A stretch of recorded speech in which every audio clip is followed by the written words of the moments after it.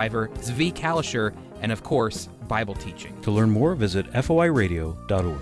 Join us for Friends of Israel Today, Sunday morning at 11:30 Central on American Family Radio. Together, we're sending a message to our foreign competitors. The days of plundering American jobs and wealth, those days are over. We'll be able to compete and win against any country that I know. Here you have a president who the Democrats are trying to impeach. My deputy, Rod Rosenstein, is highly capable. I have the highest confidence in him. This is so short-sighted. I am afraid that at this point, the United States, the Trump administration, is being taken for a ride. Fear not, Senator. Fear not. This administration has taken enormously constructive actions that have put us in a place that is far better than in either of the two previous administrations. The press will say that he didn't get any standing ovations. That's because they never had a stand. They were already standing. It's true. Freedom prospers when religion is vibrant and the rule of law under God is acknowledged. An informed patriot is what we want. Welcome to American Family Radio's Focal Point, the home of muscular Christianity on conservative talk radio. Muscular Christianity. Where we relentlessly explore the intersection of truth and politics. The trouble with our liberal friends is not that they're ignorant. It's just that they know so much that isn't so. Now, here's your host, Brian Fisher. Howdy, and welcome to this free-for-all Friday edition of Focal Point on American Family Radio. As you make the big turn with the USS Focal Point heading toward harbor, we've got to shoot at some strongholds on the way in. So man your battle stations. No time to put on the Panama hats just yet. We've still got some work to do before we dock and give you the best shore leave policy in all of conservative talk radio, 70 hours. You will not need to be back at your stations on board until Monday at 1 p.m. Central. Well, we have been following a reading schedule you can find at pray.afa.net. You can follow along with us. You can read along with us. You can pray along with us by going to that website, pray.afa.net. Now, we find ourselves in the book of Isaiah, getting right up. Tomorrow is going to be the day when we kind of reflect on the famous passage in Isaiah 53 about the sacrificial death of Christ on our part. Today we are in the end of Isaiah 51 and the first part of Isaiah 52. And where this passage starts is it pictures a nation, this could be us, not in the too distant future, a nation basically that is prostrate, that it's become so bankrupt and corrupt and so weak that there's no energy, there's no life, and there is no one to come to their aid. They are helpless and by themselves in this whole deal. And this also can describe the condition of a city. It can describe the condition of an individual or a family. Anybody can get to that place where they're virtually without resources. They just feel like they are prostrate on the ground. They don't see any hope on the horizon. What are we going to do? That is where Israel was when this section in Isaiah begins, and Isaiah has a word of hope. I just want to read this kind of to you. I don't want to read through it too fast. I want to read it to you at a pace so you can kind of pick up the words, and we'll move on into chapter 52, pick up the encouraging words of the prophet. Here's what he says in verse 17 of chapter 51. This is his word to a city that is prostrate. This could be a word to the city of New York right after 9/11. It can be a word to a nation that has been laid prostrate. It can be a word to a people, to an individual, to a family that's been laid prostrate. He says this, wake yourself,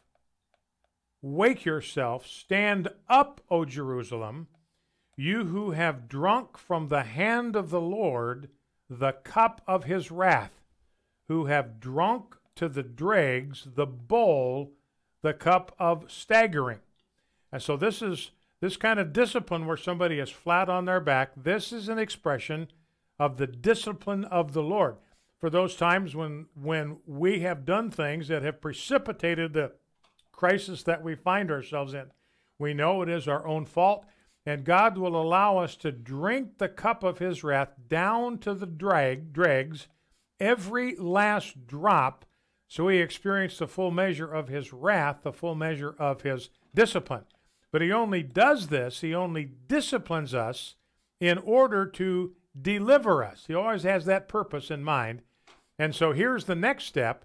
Well, he describes the condition they're in, verse 18. There is none to guide her among all the sons she has borne. There is none to take her by the hand among all the sons she has brought up. These two things have happened to you. Who will console you? Devastation and destruction. These are the two things, devastation and destruction. And secondly, famine and sword. Who will comfort you? Your sons have fainted. They lie at the head of every street like an antelope in a net. They are full of the wrath of the Lord, the rebuke of your God. So that's a pretty terrible shape that they're in. And now comes the word of hope from the prophet and from the Lord. Therefore, hear this, you who are afflicted, those that are fallen prostrate, with nobody to comfort. This is somebody that's just so isolated, maybe so lonely, they don't have anybody in their world to guide them, to comfort them, to console them in their misery. He says this, hear this, you who are afflicted, who are drunk, but not with wine, drunk with the cup of God's discipline. Thus says the Lord your God who pleads the cause of his people. Who's that? That's us. In other words, God, the one who disciplines us, is also the same God who comes to deliver us. You know, we had a rule in our family. We spanked, as I think all parents ought to do. You know, the Bible says that folly is bound up in the heart of a child, but the rod drives it far from him. Some kind of corporal punishment, physical punishment. We always used a neutral object, a rod. We used a stirring stick, a baking stick, which wouldn't leave any bruises, but man, that sucker would smart. And that's what we would use to discipline. But we also had this rule, and we would know that the discipline is effective when the kids would just break down and cry. In other words, if they were steeling themselves, stiffening themselves, trying not to collapse and cry, then we knew the discipline wasn't yet complete. But the rule was when they finally broke and they cried and they shed the tears, the parent who administered the discipline was the same parent who administered the comfort. We didn't want to get in a situation where dad would spank the child and the child would run off to the mom and get the comfort. No, the same parent that administered the discipline was the one that also ministered the comfort. That's how we did it. And that's what God is doing here. Behold, I have taken from your hand the cup of staggering, the bowl of my wrath you shall drink no more, and I will put it into the hand of your tormentors, who have said to you, bow down, that we may pass over. So I'm going to come now, I'm going to lift you up, I am going to comfort you, and I'm going to discipline those who have punished you.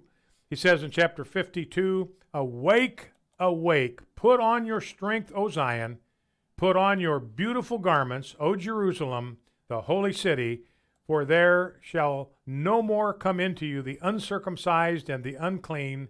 Shake yourself from the dust and arise.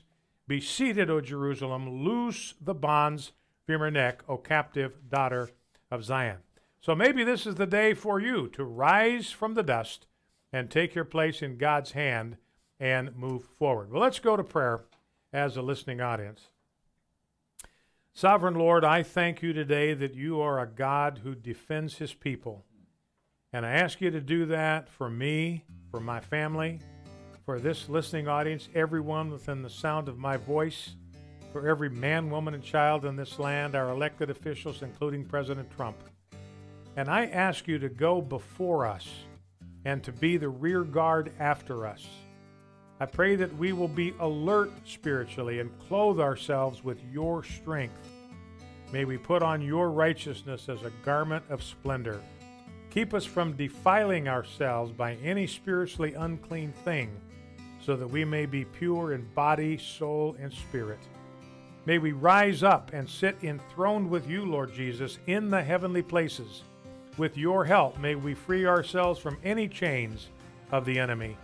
May our feet be the feet of those who bring good news to our families and the people we love. Use us to proclaim peace and good tidings and salvation in Jesus' name. It is in his name. Amen. The following is not an actor, but a real-life story from Trinity Debt Management. I had a lot of credit card debt and I couldn't pay my bills. I was feeling so bad. I got to a point where I needed some help. So I reached out and contacted Trinity. If you're in debt and you need help, call Trinity at 1-800-788-1813 to talk to a certified counselor. They were able to take all of my different payments and put them all together. Trinity will consolidate your accounts into one easy-to-manage monthly payment, put a stop to late fees and over-limit charges, reduce your interest, and possibly improve your credit score. You'll save thousands. And they were actually able to work with my creditors. I've been able to pay off close to $15,000 in the last 18 months. If your debt has you down, call Trinity at 1-800-788-1813. My name is Stephanie, and I'm debt-free for keeps. 1-800-788-1813. If the foundations are destroyed, what can the righteous do? My name is Abraham Hamilton III, and this is the Hamilton Minute. A new biopic on Ruth Bader Ginsburg's life and legal career, titled On the Basis of Sex, is set to be released on Christmas Day. However, a huge factual error revealed in the trailer encapsulates Ginsburg's judicial philosophy. Her character stands before a male judge who says the word woman does not appear in the U.S. Constitution. Ginsburg responds, "Nor does the word freedom, Your Honor." Well, freedom is smack dab in the middle of the First Amendment. Much like her judicial career, her movie's writers find the actual verbiage of the Constitution irrelevant. Listen each weekday from 5 to 6 p.m. Central for the Hamilton Corner, or visit the podcast page at afr.net for more from Abraham Hamilton III, Public Policy Analyst for the American Family Association. This is Focal Point with Brian Fisher on American Family Radio. Howdy, and welcome back to Focal Point on American Family Radio. Brian Fisher is my name. Great to have you in the conversation. A lot we are going to get to today. Just a reminder that in 10 days from now, a week from this coming Monday, this program will be trimmed to 1 hour. And the second hour, you will have the privilege of listening to Stacy on the Right, Stacy Washington. So that'll be coming on August 6th, a week from Monday. So glad to have you in the conversation today. You know, a lot of talk about socialism out there with this Alexandria Ocasio-Cortez. And she's out there talking about how she's going to raise trillions and trillions of dollars from where, to fund all of her socialist programs. And her socialist program is free health care for everybody. This is her program. She campaigned on this. Free health care for everybody, a guaranteed job for everybody, free education for everybody. That was her program. Well, who is going to pay for all of that? No answer from Ms. Cortez about where that's going to come free from. Stuff gets pretty expensive sometimes. Well, yeah. If you think health care is expensive, wait till it's free. That kind of idea. Here's an example of what socialism on steroids down in Venezuela.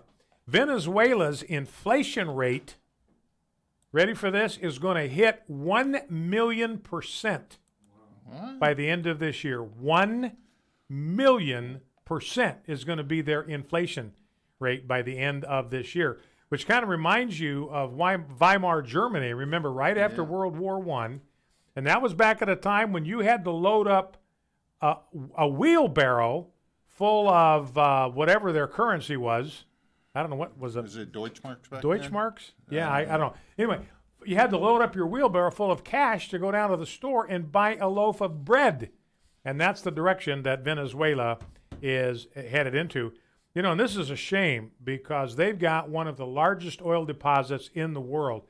They may be second or third in the world in terms of the extent of the oil deposits that they have, but Hugo Chavez just ripped them off. No infrastructure built up. He took his money, ran to the grave, and now Venezuela's left holding the bag. A story out of Louisiana, the Attorney General there, they've got a real problem because they cannot get the drugs that they need to inject death row prisoners so that they die. They've got limited access to the lethal drugs that they need. So the Attorney General is saying, well, we're just going to reestablish firing squads, which is what I think they ought to do. You know, these lethal drugs are very, very expensive. They are hard to get. There are more and more of these pharmaceutical companies that manufacture these lethal drugs that will not allow them to be used for education. It's getting harder and harder for these states to get their hands on these drugs because these pharmaceutical companies don't want to have that reputation. Oh, yeah, that's the drug company that makes lethal drugs to kill people. They don't want that kind of rep. So what you do is you go back to the firing squad. It's cheap. You can do it for the cost of 6 bullets. It is effective, and it is the most humane way to put a condemned prisoner to death. When you use firing squad, the individual is dead before he can feel the pain. His body doesn't even have time to register the pain. Death is so quick and instantaneous. So anyway, that's going on down in the state of Louisiana. I've got a column. Jeff, would you check and see if my column is up? It may not be, and I don't know what I did with my, what did I do? Yeah, there it is. I found my rundown in my stack here. It's on the Revoice conference. Yes, it's up. Okay. I've got a column on the Revoice conference. This is a conference this weekend on how to meld LGBTQ Christians. That's what they call them, but it's an oxymoron. You can have a former LGBTQ Christian. It's an oxymoron to have an active, current LGBTQ Christian. Because remember what Paul says in 1 Corinthians 6, homosexuality is a lifestyle to leave, and you can do it with the help of Christ, with the cleansing power of the blood of Christ, with the presence of the power of the Holy Spirit. The temptation to engage in homosexual conduct can be resisted. Doesn't mean it's not going to be without a fight. It's like heterosexuals deal with heterosexual impulses, heterosexual temptation. And I've never had a homosexual impulse in my life, so I don't know how it compares to what heterosexuals have to deal with. But I know that heterosexuals experience those desires, and you got to deal with them. You've got to resist them. You can't give in to them. You can't coddle them. You can't indulge them. If you do, Jesus says that's a sin. If you look on a woman with lustful intent, you've committed adultery with her in your heart. That's a sin. So even though you haven't acted out on it in a physical way, that still is a form of sin. And yet that seems to be completely absent from this Revoice conference. And I'd encourage you to go to afa.net, my column right there in the middle of the page, and read about the details of this conference. This is a Christian conference. You'd have a really hard time distinguishing this from the ordinary LGBTQ activist conference. A member of Russell Moore's outfit endorsed this conference enthusiastically. A lot of Southern Baptist involvement. We haven't heard anything from J.D. Greer. I looked up what he had to say about this conference, didn't find anything. Well, it's not sponsored by the Southern Baptist, but a Southern Baptist individual organized it. A lot of Southern Baptist involvement and support. And disappointingly enough, a PCA church, Presbyterian Church in America, that is the conservative Presbyterian denomination in America. PCUSA, those guys are gone into the homosexual agenda and the leftist agenda and the whole bit. But the PCA, they, by and large, have been holding the line. Now it looks like that whoever this pastor is that has allowed his church to be infiltrated by this conference, and trust me, they're going to leave behind a trail of dark presences that this guy's not going to want in his church, but it'll be too late by the end of this weekend. So the PCA seems to be heading down a bad road. So I would encourage you to go there and read the column. The title of the column is Revoice, a Conference to Regret. And so I encourage you to read the column. It'll have a description of the workshops that are being offered this weekend at this conference.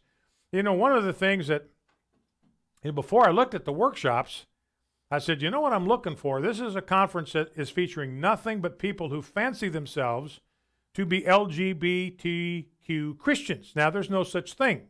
That's a myth. That's just a figment of the imagination that you could be one of those. Now, you can be a former LGBTQer, as Paul says in 1 Corinthians 6. Such were some of you, referring to a lot of people that were involved in all different kinds of sins. Such were some of you. Some of you were guilty of theft. Some of you were guilty of fraud. Some of you were guilty of adultery. Some of you were guilty of sexual immorality. Others of you were guilty of homosexuality. Such were some of you. So a church can be filled with former LGBTQer Christians, but you can't be an active, current, participating member and call yourself a Christian, at least not biblically. You know, so the thing I'm looking for going into looking at the conference schedule, just did this morning, I wanted to see if there were any workshops in this conference, a lot of speakers, any workshops in this conference that's all about LGBTQ Christians. Is there any workshop that is devoted to the topic of helping homosexuals resist sexual temptation? Any workshop that's focused on how to come out of the homosexual lifestyle? Any workshops on how to redirect your sexual energies in a life-affirming and biblically sound direction? Didn't find a one.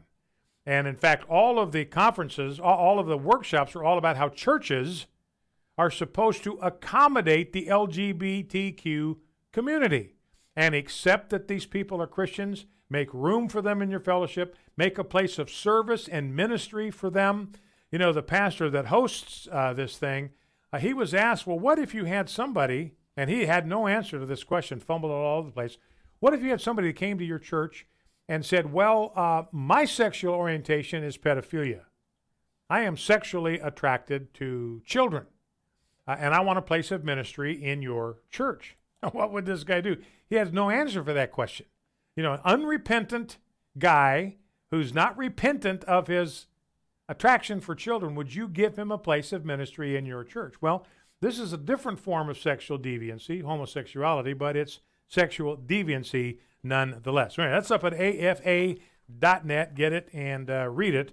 You know, I had Debbie proofread my column. She's my first editor, and I had her proofread it, and she said she was just astounded at what she read in this column about what's going on at this conference, the theme of some of the workshops, and just how wildly out of phase with Scripture they are. So that's a Revoice, a conference to regret, up at afa.net.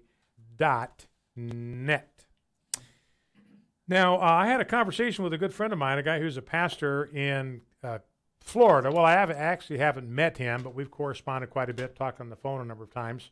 His first name is Eddie, and they had an event or an incident in Orlando, which is where he lives and pastors.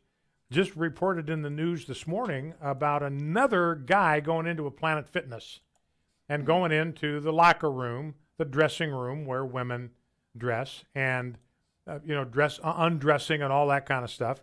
It made obviously the woman that was in there feel very uncomfortable. She went to the management to complain that there was a guy in the girls' locker room, the girls' dressing room, the girls' shower facility, and the response of the management was to confiscate her membership card. They canceled her membership. And remember, it was a Planet Fitness that the nude guy went into, took off all his clothes and said, hey, I keep reading about how you guys are a judgment-free zone. Well, what are you doing calling the police on me? So he realized that even judgment-free zones have certain limits. So my good friend Eddie called the management when he read it in the paper and to talk to him about this. And what he realized after talking to them for a while, and he was very reasonable and self-controlled, didn't go on a rant and didn't lose his temper. But it just seemed to him like all of the people that were talking to him were just reading from a script. Like Planet Fitness had sent something out to every Planet Fitness outlet in the country. You get a call from somebody that's complaining, here is the script. Just read off this script. And that's what it seemed like to my friend. So anyway, Planet Fitness, they're still the same place that they were. You know, we're focused on our boycott of Target. We're going to stay with them. We have discovered that it doesn't work to take on too many boycott targets at a time. In fact, it doesn't really work to take on even 2 boycott targets at a time. So that's what we're doing, boycotting Target, because they've got the same problems that Planet Fitness does. We can bring some change at Target. It'll eventually filter down to Planet Fitness. Be right back. Focal Point, American Family Radio. This is Dr. Richard Land, president of Southern Evangelical Seminary. Welcome to Bringing Every Thought Captive. Read an article in the Wall Street Journal earlier this week that I wanted to share with you because it's such a great story about a town named North Platte, Nebraska. During World War II, North Platte was a geographically isolated town of 12,000. Soldiers, sailors, and aviators on their way to fight the war rode troop trains across the nation, bound for Europe via the East Coast or the Pacific via the West Coast. The railroads always stopped in North Platte for 10 minutes to take on water. The townspeople made those 10 minutes count. Starting in December 1941, they met every train, up to 23 trains a day, beginning at 5 a.m. and ending after midnight. These volunteers greeted between 3,000 and 5,000 soldiers a day. They presented them with sandwiches and gifts, played music for them, danced with them, baked birthday cakes for them. Every day of the year, every day of the war, they were there at the depot. They never missed a train, never missed a soldier. They had fed 6 million soldiers by the end of the war and never charged the government 1 cent. The only contribution they got from the government was a $5 bill sent by President Franklin Roosevelt. And that spirit is not dead. A few weeks ago, the 142nd Field Artillery of the Arkansas National Guard was on its way back from 3 weeks of summer training in Wyoming to Arkansas, and they stopped in North Platte by bus. They wondered if North Platte could feed them. Tune in to the next Bringing Every Thought Captive to find out what happened. This is Richard Land.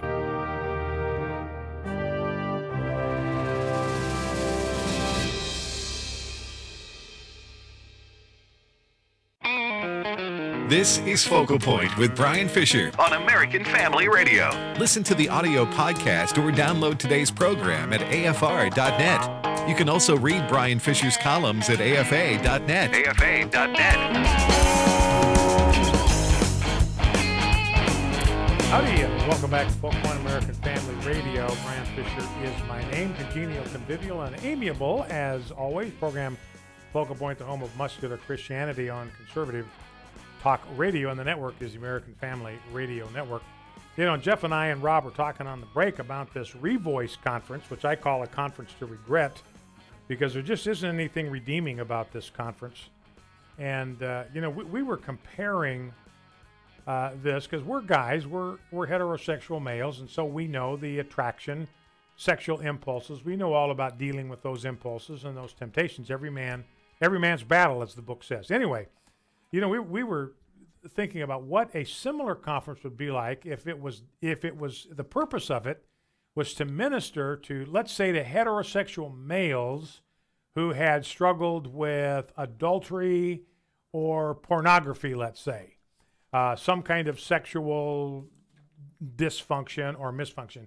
I guarantee you that the bulk of the conferences on that weekend for men who struggle with heterosexual lust would all be about how to deal with the temptation, how to handle it when it shows up, how to resist it, how to transform yourself by the renewing of your mind, by soaking yourself in the scriptures, how to use the word of God when the temptation presents itself, how to get yourself free from some kind of addiction to pornography. It would all be about that. It would all be about getting free of your attachments, not indulging them, but separating yourselves from them. And this Revoice conference is exactly the other way around. So it's definitely is a conference to regret. Now, another story showing the tolerance of the left. Somebody untethered, vandals did this. Secretary of Education Betsy DeVos, there's a lot of money in their family. They own a $40 million yacht tied up there at a dock in Huron, Ohio, and vandals untied it and just left it to drift away. Did about $10,000 worth of damage in scratches and scrapes, and people on the left are celebrating. They just think this is great. that this happened. They celebrate what these guys are doing to Betsy DeVos. More tolerance and kindness from the left. Now, let's grab clip number 1. You know, one of the things that we have covered over the last few days is this move toward impeaching Rod Rosenstein. That's been completely cut off. Even Mark Meadows has said, okay, I think we're getting enough help from leadership now. Maybe we don't need to impeach just yet. But the articles of impeachment have been prepared, and Mark Meadows and the House Freedom Caucus ready to drop those at a moment's notice. But here is Speaker of the House, Ryan. What's his first name? Paul Ryan. Man. Yeah, those guys with 2 first names are hard to remember. That's right, yeah. So anyway, Paul Ryan speaking yesterday at his regular weekly news conference, and here's what he had to say about the move to impeach Rod Rosenstein. We talked about this yesterday, but I wanted you to hear it from his own lips. It's one of the most privileged things that occurs in the Senate. And if this were to pass through the House, then what it would do is tie the Senate into knots. What does that mean to us practically speaking? That means it would derail or largely delay a big part of our agenda. You know, that's what okay, Paul, great. I'm sorry about that too, but what agenda are you talking about exactly? I perceive no agenda that you guys have. What have you guys done? You've had charge of the House for 2 years. You haven't done anything. You haven't done anything except pass one bill. That's that tax reform bill, and that was a good one. Kudos to you for doing that. But that basically is Trump is the one that engineered that. What is your agenda? What are you trying to do? What are you about? What have you done? Cannot see it. So there's nothing, as far as I can see, there's just nothing to derail. And as far as things getting cobbed up over in the Senate, well, Mitch McConnell's already done that. He's got that place completely cobbed up because he's allowing that it is a stupid filibuster, that stupid filibuster that allows the Democrats to gum up all of these judicial nominations. That could be changed in an afternoon.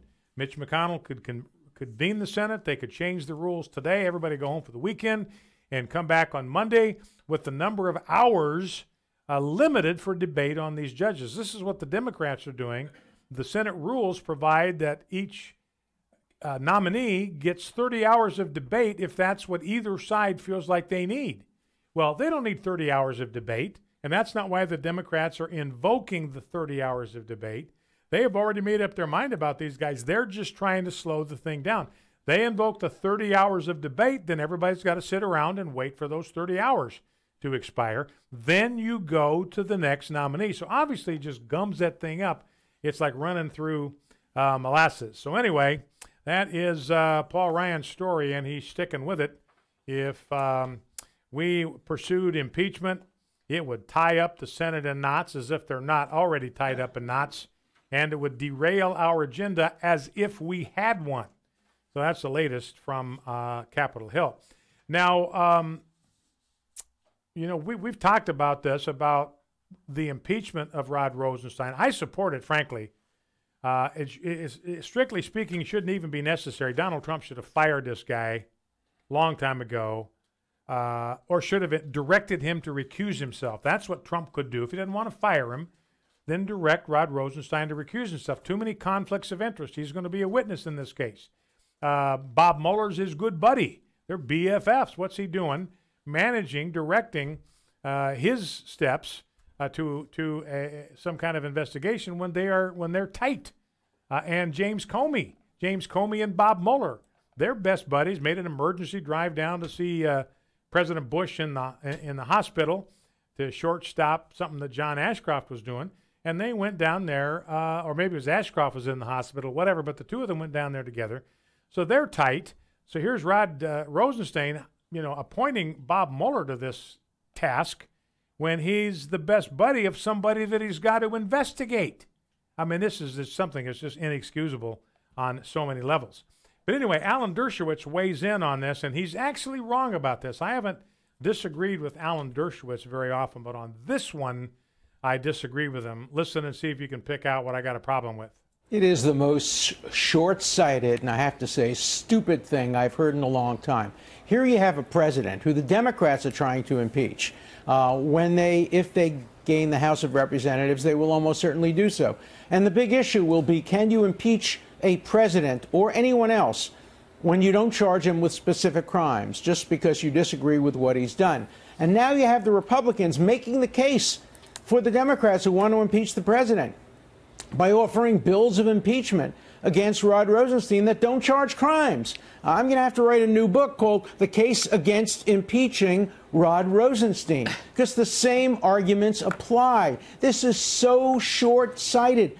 Now, where Alan Dershowitz is wrong is the Constitution does not require that these have to be legal crimes. They just are political crimes, and the House can identify whatever those political crimes are in their judgment, because there's no list of high crimes and misdemeanors that are listed that make one eligible for impeachment. So these are political crimes, not the kind of things that necessarily land you in jail, but they represent some fundamental failure to discharge the duties of your office, some profound transgressions of political responsibility and political duty. Do not have to be something you can go to jail for. So that's where Dershowitz is wrong. He might be right that this is short-sighted and not smart, but not for the reasons that he suggests. Now, here is Jeff Sessions, and here's another, for those of you that are already disappointed with Jeff Sessions, I don't want to kind of feed the monster, but here's another reason maybe to be a little bit out of sorts with Jeff Sessions. I've told you before, I admire the guy.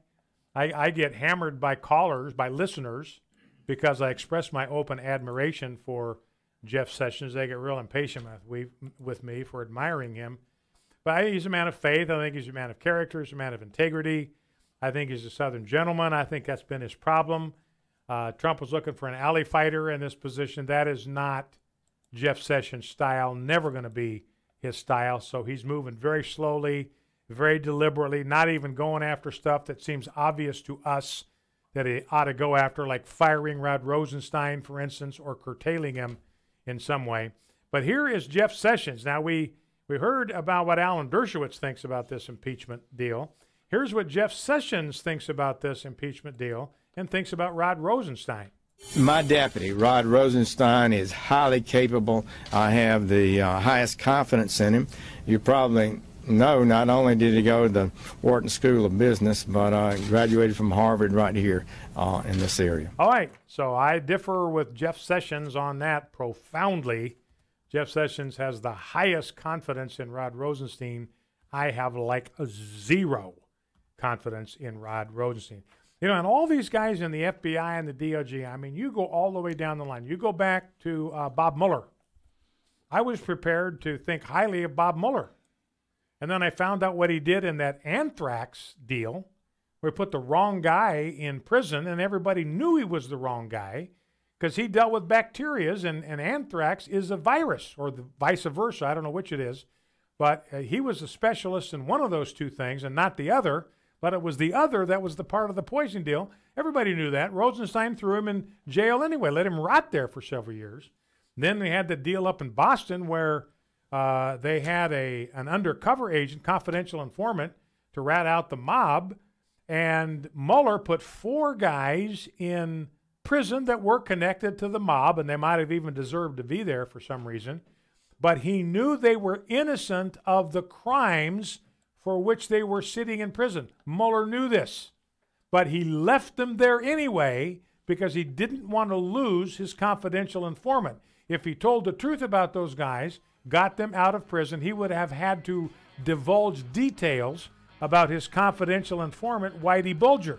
He didn't want to do that, so he let these guys rot in jail, even though he knew they were innocent. So there went my admiration for Bob Mueller. I was ready to do the same thing with James Comey. Straight arrow, follows the law, goes wherever it leads, by the book guy. Then I found out that guy was just hopelessly bent.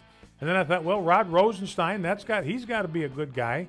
FBI, these guys, I mean, they got the starch collars, they got the suits, These are the guys that are the highest standard we have in law enforcement, and Rod Rosenstein disappointed me completely. So that's, one of the unfortunate side effects of all of this stuff is the way it is corroding our confidence in some of our really, really important institutions. I mean, Department of Justice, FBI, those are important institutions in America. I hate to see their reputation compromised like it has been. Focal Point American Family Radio. I'll be right back.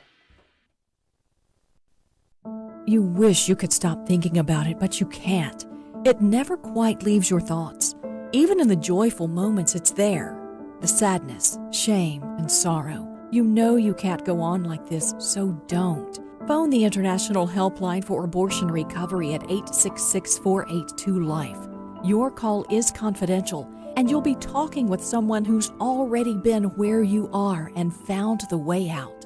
866-482-LIFE.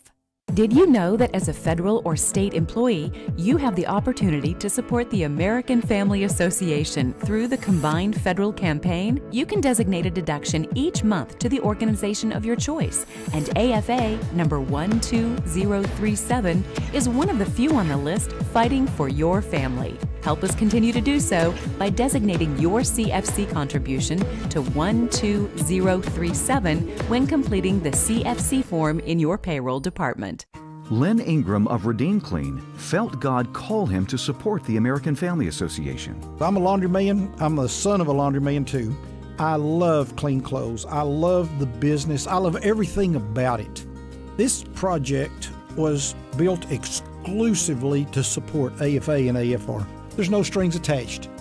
Another thing that I would like to see come out of this is that I would like to see other business people feel a calling to support ministries wherever and whatever they do to share the gospel of Jesus Christ. In addition to your regular AFA giving, Redeem Clean Laundry Detergent allows you to increase your support of AFA just by continuing to wash your family's clothes. For clean laundry and support of a cleaner society, it's Redeem Clean. Learn more, find options, and get Redeem Clean products at afastore.net. That's afastore.net. American Family Radio. You're listening to Focal Point with Brian Fisher.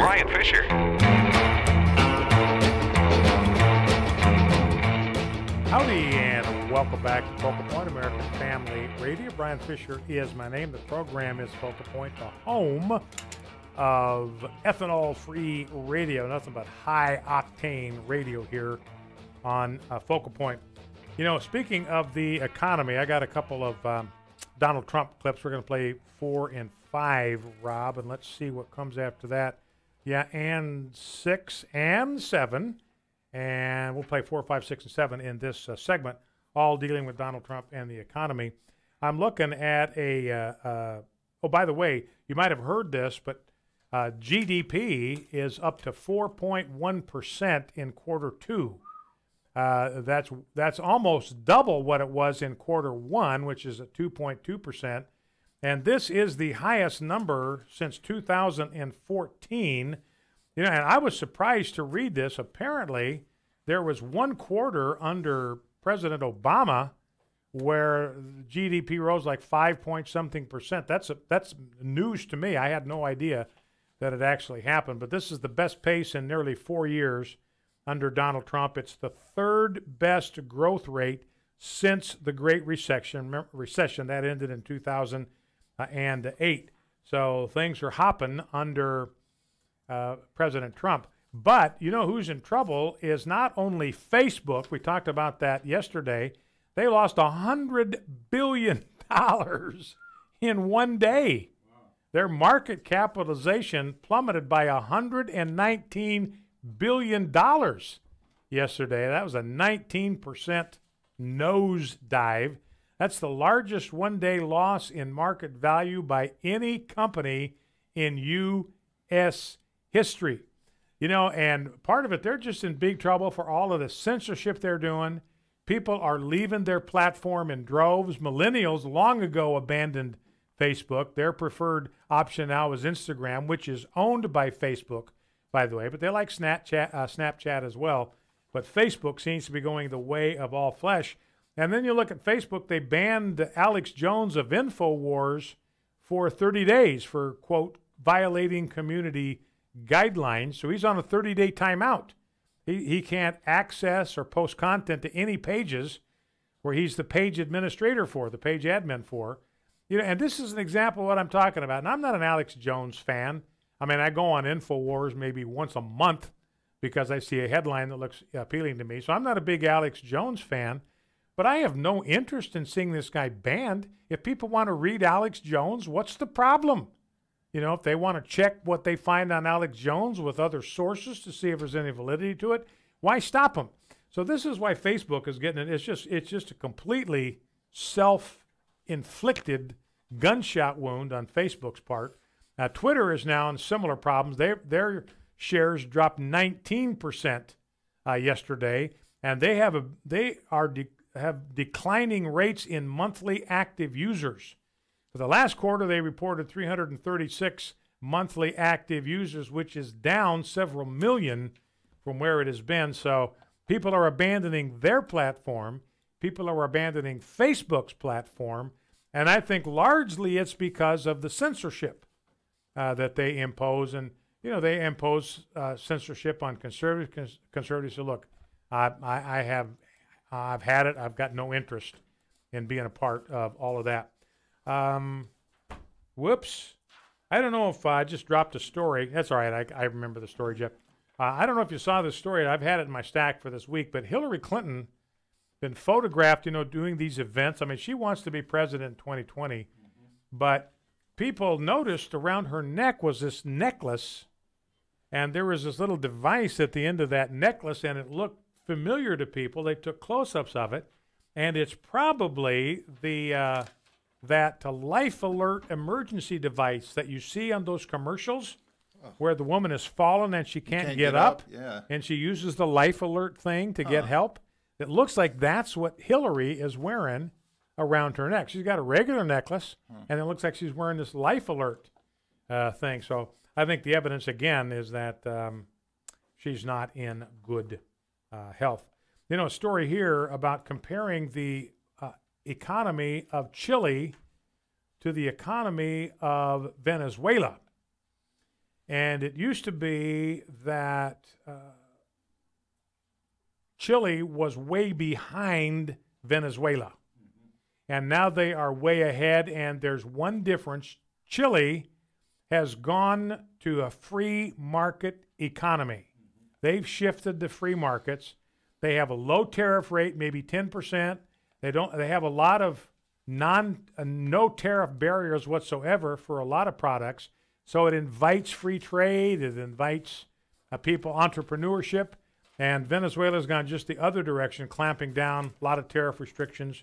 And so consequently, Chile has completely surpassed Venezuela, running out ahead of them. Do you see what Venezuela wants to do to try and fix their currency?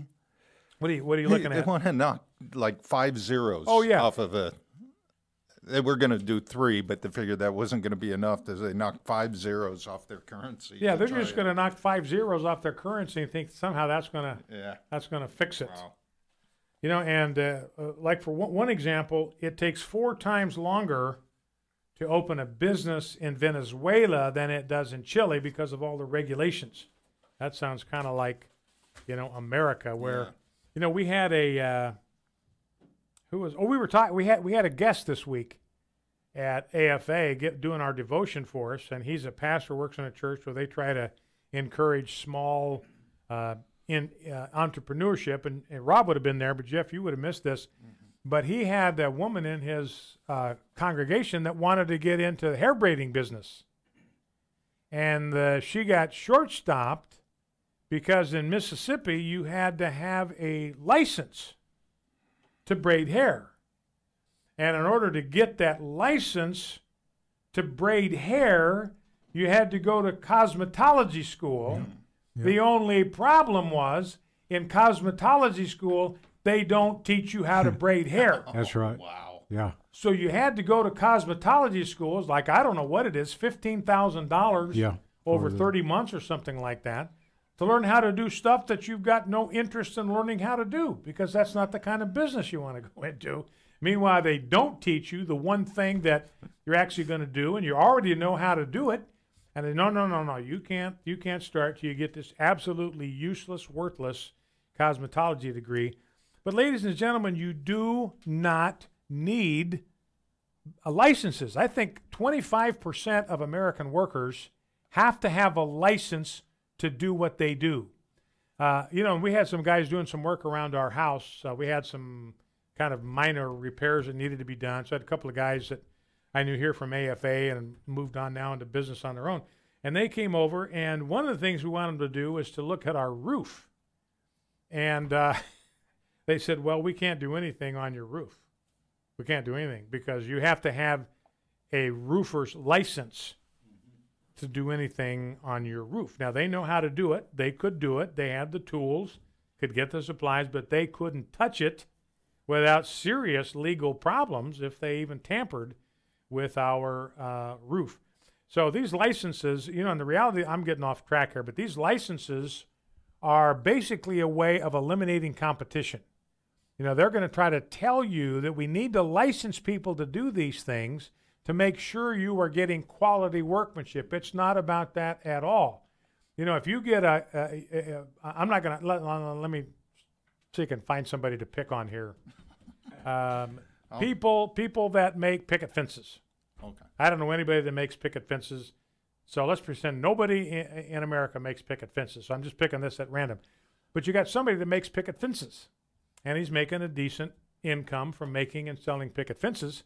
He doesn't want anybody else to be able to make picket fences. He wants to bar everybody else from making picket fences so he will have a corner on that market.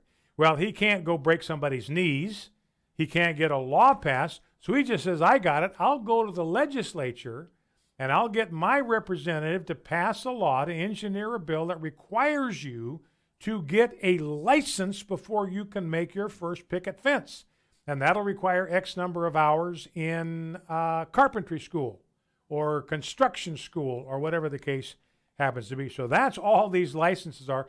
And I guarantee you wouldn't need them.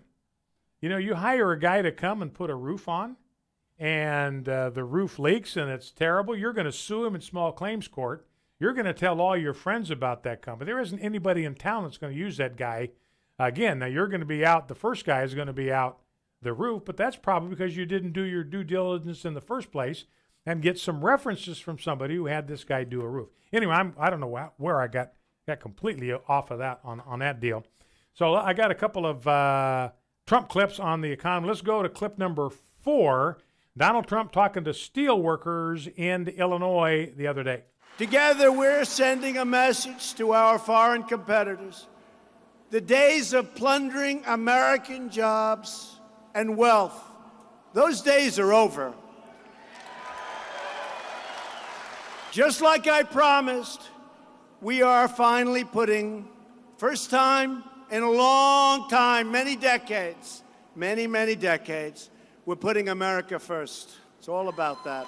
America first. And by the way, other countries, and I said it last year at the United Nations, other countries, they should put themselves first, right? They should put themselves first. We're not America first and other people forget about them. I said at the United Nations, we're putting America first.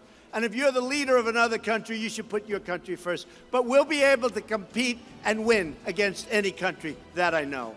So Donald Trump, in fact, he said Made in America is not just a slogan, it's a lifestyle, it's a mission, it's a goal. But, he's right here about what we want.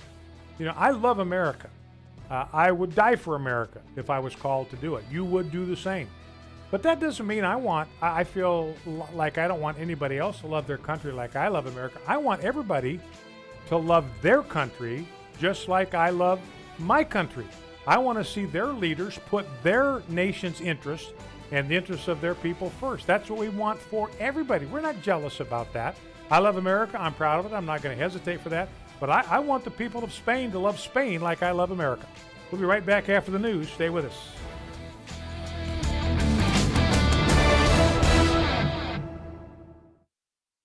Faith, family, freedom. American Family Radio. Announcing 3 new episodes of Ryan DeFrades' Secret Agent.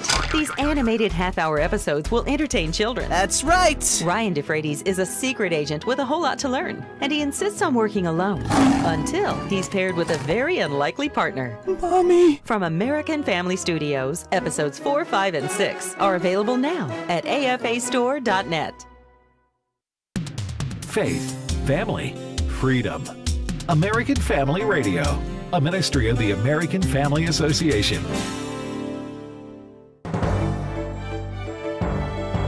American Family News, I'm Steve Pugh. The GDP numbers for the second quarter are well beyond expectations, and President Donald Trump says his plans are working. John Decker has more. Taking a victory lap after the Commerce Department reported the U.S. economy grew by 4.1% in the second quarter, the president attributed the fastest expansion in nearly 4 years to his tax, trade, and economic policies. These numbers are very, very sustainable. This isn't a one-time shot. I happen to think we're going to do extraordinarily well in our next report, next quarter. A rebound in consumer spending from the first quarter was the biggest factor in the economy's expansion. The president said the U.S. economy is now the envy of the entire world. At the White House, John Decker, Fox News. A wildfire is burning in Northern California. Jeff Manazzo has the latest. Officials battling the car fire near Redding say a firefighter has died, along with a bulldozer operator, in a struggle with a mountain of flames, fueled by gusty winds. That, in a matter of days, has consumed close to 50,000 acres and still barely contained. We ask everyone to heed evacuation orders and leave promptly. This fire is extremely dangerous and moving with no regard for what's in its path. Cal Fire officials also say other firefighters and civilians have been hurt. Evacuation orders in place for parts of Redding and French Gulch. Dozens of homes have been destroyed, and hundreds more are threatened. Jeff Manasso, Fox News. North Korea has returned what is said to be remains of U.S. service members from the Korean War. Return, it's believed to be, of the remains of those 55 U.S. service members killed and missing in the Korean War. Transport caskets, really wooden boxes with those remains, were picked up by an Air Force cargo plane this morning, Korea time, from North Korea, where they were handed over, brought back to a U.S. air base in South Korea. And yes, they were draped in those UN flags, as that was the command that the American troops were fighting under at the time. UN honor guards, U.S. military greeting them. The remains will be examined at the base. In the past, North Korea has passed off other remains as Americans, and then they will be sent next Wednesday to Hawaii for further final DNA identification, forensic identification. Frankly, that could take months, maybe years, before getting back to the families that have long wished for their return. Correspondent Greg Palcott. Are sanctions against Turkey a good idea? Chris Woodward has reaction. The Trump administration has threatened sanctions against Turkey if it does not release Pastor Andrew Brunson. The 50-year-old American is accused of espionage, but Brunson says he is innocent. Speaking about this on Fox News Channel, Tony Perkins of the Family Research Council and the U.S. Commission on International Religious Freedom agreed with the idea of sanctions. In fact, you've got a bipartisan letter from 66 members of the Senate already calling for those going back to April. Restrictions on visa for Turkey officials who would try to come to this country. Just this week, another provision from the Foreign Affairs Committee and the Senate that would restrict international loans to Turkey. Of course, the NDAA, which will probably be signed into law next week, has some restrictions on military hardware. So the president's not acting alone. You've got a bipartisan majority in the Senate as well as in the House that are supportive of the president speaking out on behalf of an innocent man who has been held by the tyrants in Turkey. Brunson has lived in Turkey for more than 2 decades and served as pastor of Izmir Resurrection Church. I'm Chris Woodward. It's another win for advocates of medical cannabis. The British government saying doctors will now be able to legally prescribe cannabis-based medicines following the denial of medical treatment to severely epileptic children. There's no plan, however, to decriminalize the drug for recreational use. The government changing its stance amid publicity surrounding the case of 12-year-old Billy Caldwell, who needed cannabis oil treatment to prevent life-threatening seizures. British health authorities will now develop a definition of what constitutes a cannabis-derived prescribed medical product. Paul Stevens, Fox News. For American Family News, I'm Rusty Pugh. Who is God? What's he like? How can we know? Your answer to these questions will impact your worship, discipleship, apologetics, and evangelism. Learn from Ravi Zacharias, Josh McDowell, Chip Ingram, and more than 60 other speakers at Southern Evangelical Seminary's 25th Annual National Conference on Christian Apologetics. It's October 12th and 13th in Charlotte, North Carolina. Get the early bird discount when you register by August 1st at ses.edu. Together, we're sending a message to our foreign competitors. The days of plundering American jobs and wealth, those days are over. We'll be able to compete and win against any country that I know. Here you have a president who the Democrats are trying to impeach. My deputy, Rod Rosenstein, is highly capable. I have the highest confidence in him. This is so short-sighted. I am afraid that at this point, the United States, the Trump administration, is being taken for a ride. Fear not, Senator. Fear not. This administration has taken enormously constructive actions that have put us in a place that is far better than in either of the two previous administrations. The press will say that he didn't get any standing ovations. That's because they never had to stand. They were already standing. It's true. Freedom prospers when religion is vibrant and the rule of law under God is acknowledged. An informed patriot is what we want. Welcome to American Family Radio's Focal Point, the home of muscular Christianity on conservative talk radio. Muscular Christianity. Where we relentlessly explore the intersection of truth and politics. The trouble with our liberal friends is not that they're ignorant. It's just that they know so much that isn't so. Now, here's your host, Brian Fisher. Howdy, and welcome back to the second hour of Focal Point on American Family Radio. Brian Fisher is my name. Welcome if you're live streaming us on YouTube, live streaming us on Facebook, listening to one of our 184 radio stations, audio streaming us through your computer at afr.net, catching us on the go with the apps we have for the iPhone or the Android, or catching us on a podcast. Glad to have, however you happen to be here, we are glad you are here. We'll be chatting with Dan Gainor at 2:15, talking about the latest monkey business in the world of media, so stick around for that. Also, just another quick item. I've said this before, I know, but I want to make sure that as many of our people are aware of what's happening on August 6th, so you're ready for it. Doesn't come as a surprise, doesn't make you wonder what happened when you tune on this program second hour and find somebody else is talking to you. On August 6th, which is a week from this coming Monday, Stacey Washington is who you'll be listening to here in the second hour. Focal Point will be shortened to 1 hour on that day. Stacey Washington will take over the second hour of the program. The name of her program is Stacey on the Rate. So I encourage you to make plans for that on August the 6th. Now let's go to the second soundbite from Donald Trump. We heard Jeff kind of tease a little bit of it in the intro. So here is Donald Trump again talking to these steel workers. Let's listen. I also know that not one person in this room has sat down since I got up and started speaking.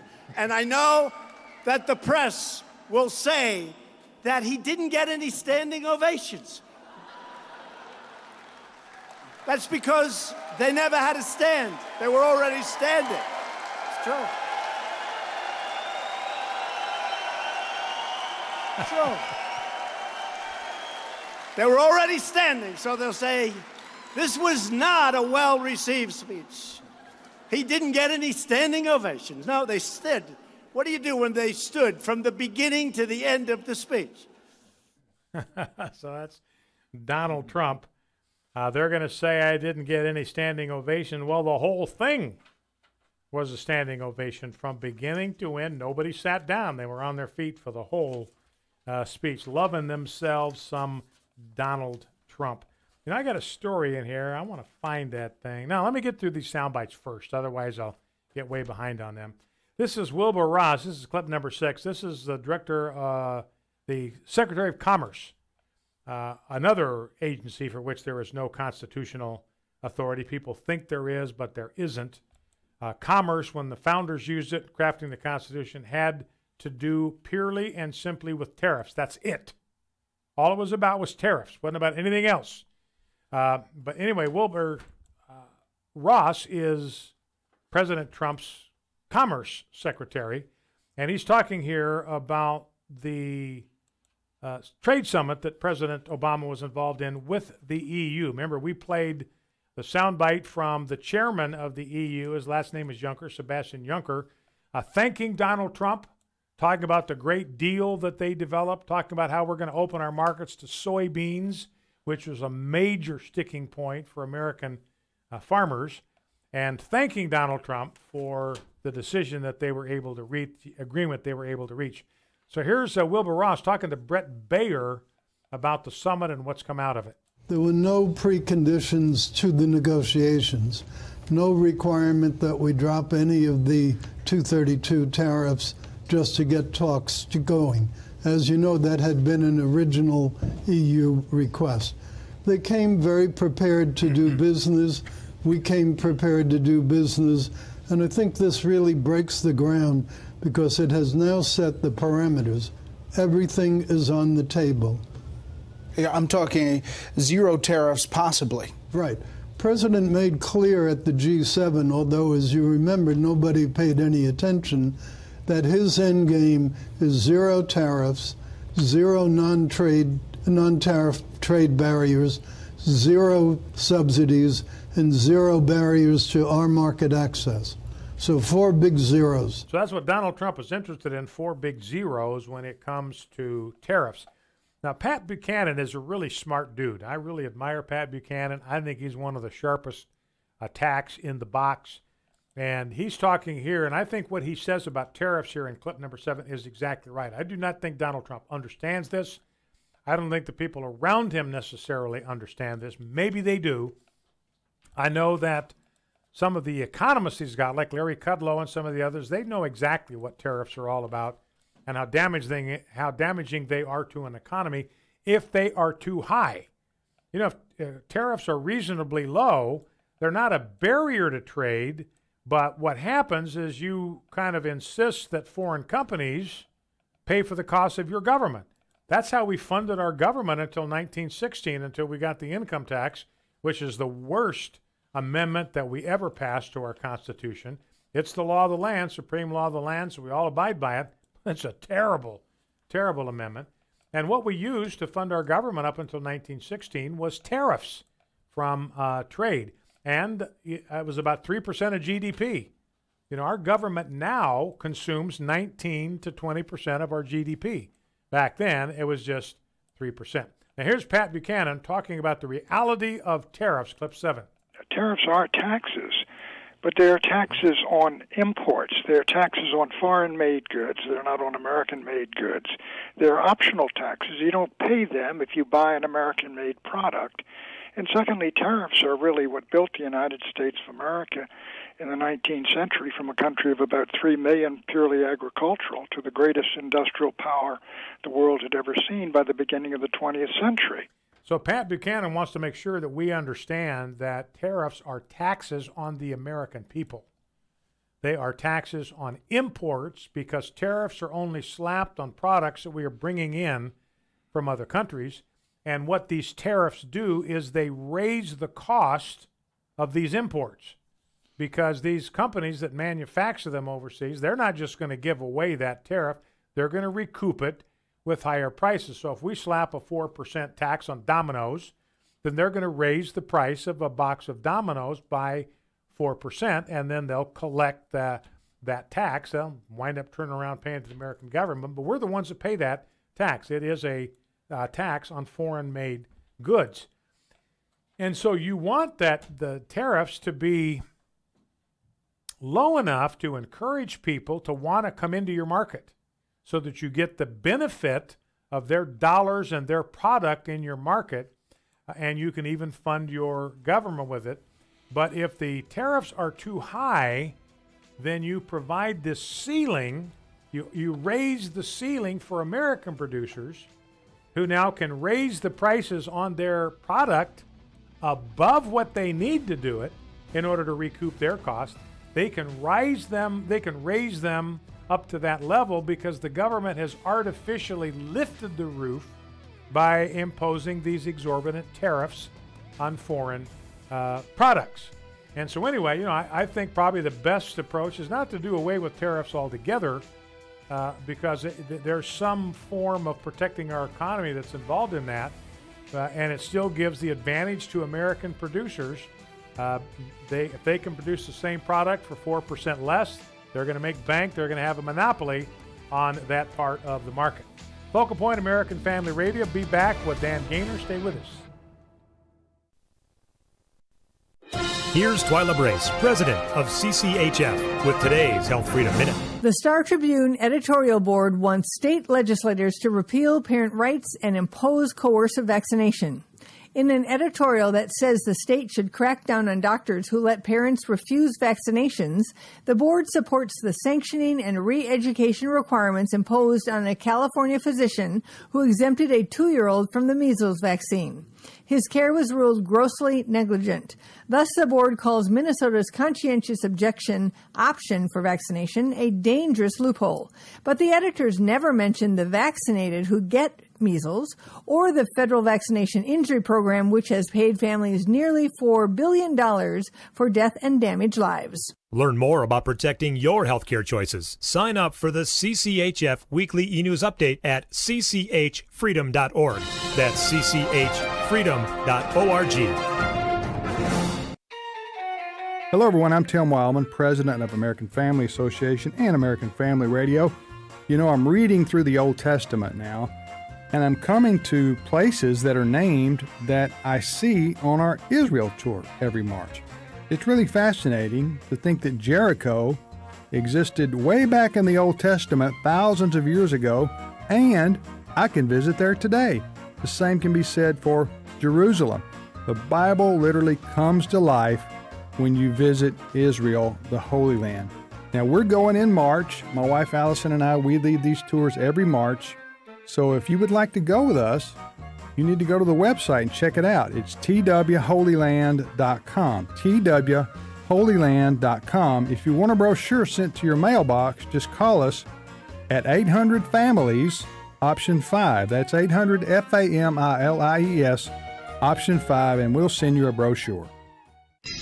This is Focal Point with Brian Fisher on American Family Radio.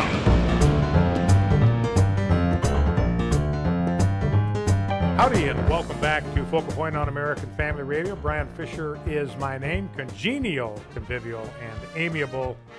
As always, program is Focal Point. Honored and pleased to welcome, as we customarily do at this point in the week, Dan Gainor, who's the Vice President for Business and Culture at the Media Research Center.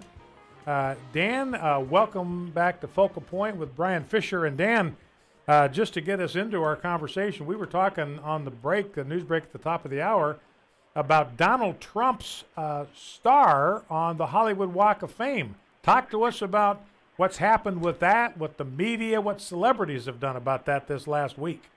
Well, of course, Donald Trump's star has been repeatedly vandalized on the Walk of Fame because the left can't handle any symbols of Donald Trump. They target his hotels, they target even his little star. So someone this time took a pickaxe and totally destroyed the Walk of Fame. Not, of course, destroying the people like Bill Cosby or Kevin Spacey. You have to be nearby. Just Donald Trump. And the response, of course, is from the far left to celebrate it. Oh, he's wonderful. He claims he's gotten phone calls from celebrities, thanking him. There are people who are trying to fundraise for, to pay his legal bills because this is where they are.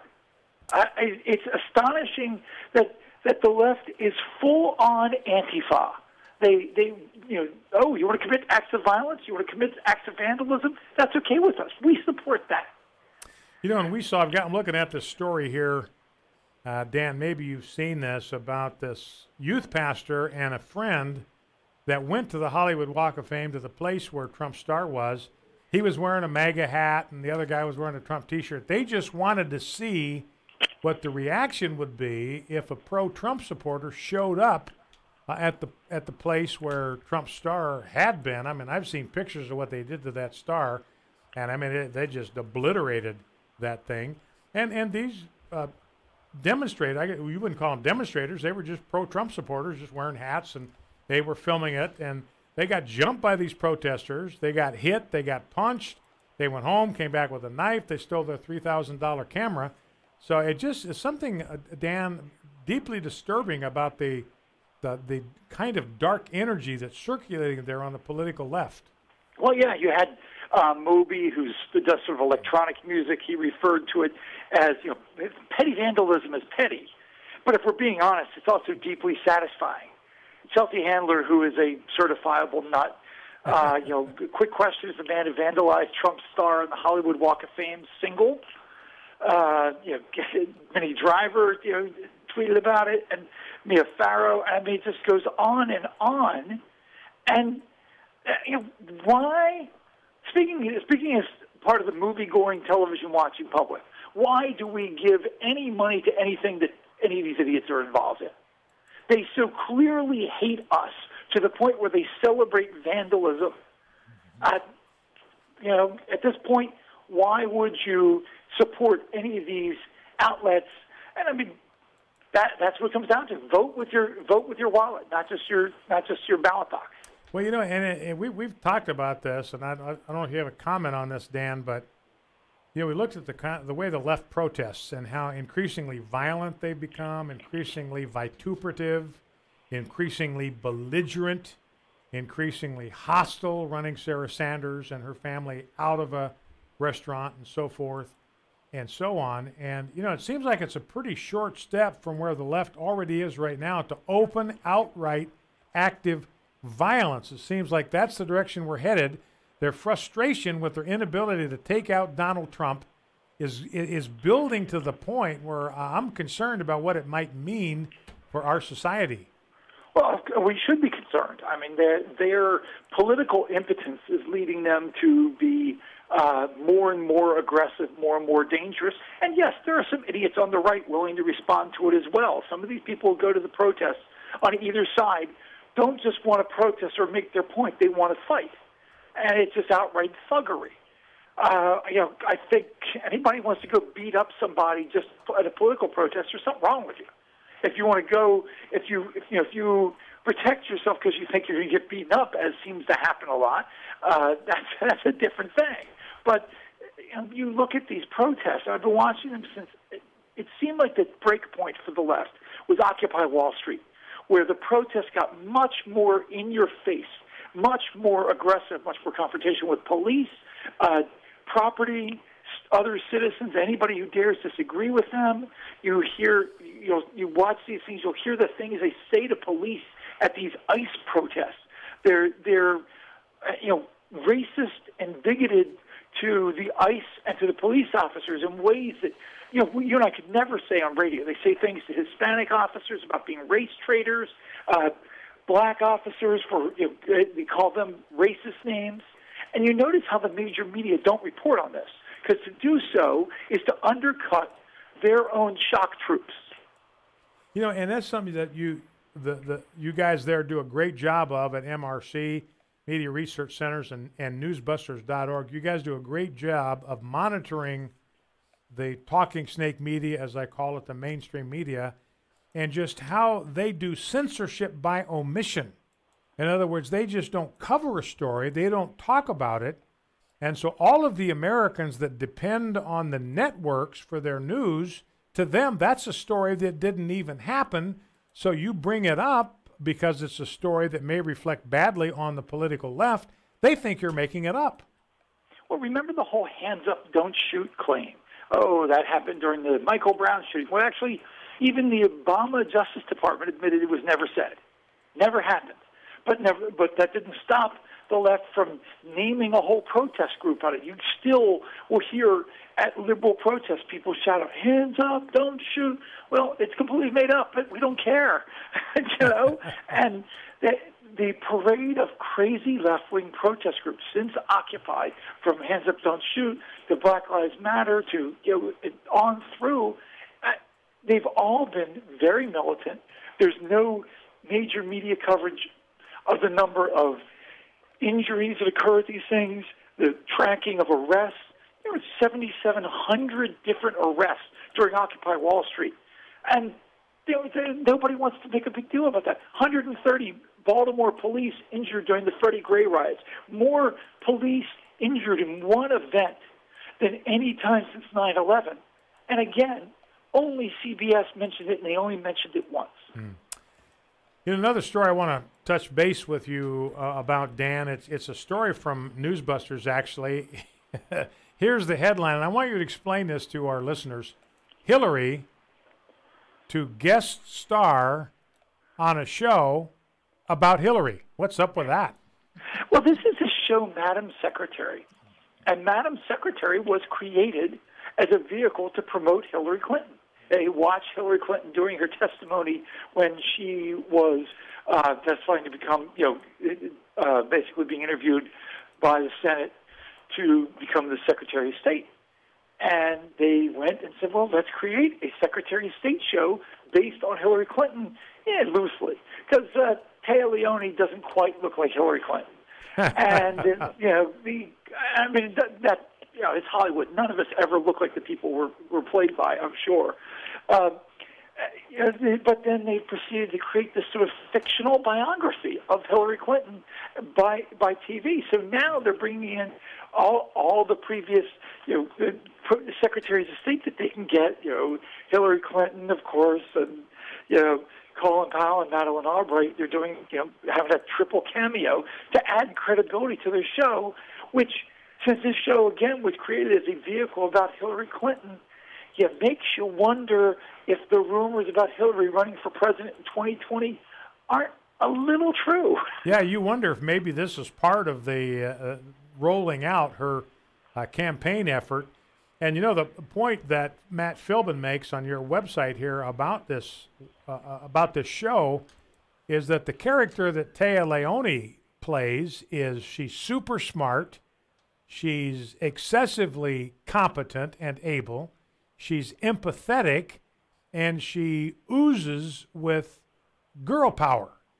Well, you look at Hillary Clinton, and in contrast, Hillary Clinton is dishonest, she's entitled, and she's not likable. So it's like they've even created this fictional TV character to try to soften Hillary Clinton's image, perhaps in preparation for 2020. Yeah, this one was out there before 2016. You would think, okay, maybe this didn't work, because they also had multiple TV shows about the first woman president.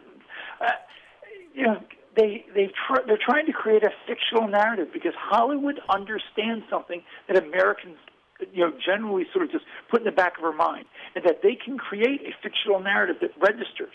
There are people in Hollywood who are convinced that just as they were able to use movies and TV to sway America on gay marriage, that they basically helped lay the groundwork for Barack Obama as president by constantly putting black men presidents into movies. One last question, Dan, before I let you go for today. One of the things the left always does is they monkey with language. They'll try to substitute this phrase for that phrase. It's kind of subterfuge. They affect the way you think about something simply by substituting a softer term for one that's more accurate and maybe has a little bit of an edge. Now we discovered that Twitter is doing all the shadow banning of conservatives, and Corinne Weaver on a story on Newsbusters talks about how they're justifying the shadow banning. Yeah, this is great. They came out, and then after this, they came out with a statement saying, well, we don't shadow ban, but we may restrict your content. You'll see everybody, you can see everybody's tweets, the people you follow, but you may actually have to go to their individual Twitter page to see them. So in other words, for people who use Twitter, it's just sort of like a news feed of all the different people you follow. Except it's not now. If they don't like who you interact with, if they don't like who follows you, or whether you've been blocked by people, or a whole host of things that they won't tell us because they have rules, and we're like on double secret probation. And, you might be restricted. Well, gee, you think? Because I used to get 100 retweets on something and I now get 2 on? Yeah, I think I'm a little restricted. Yeah, that's crazy. Yeah, I know exactly what you mean.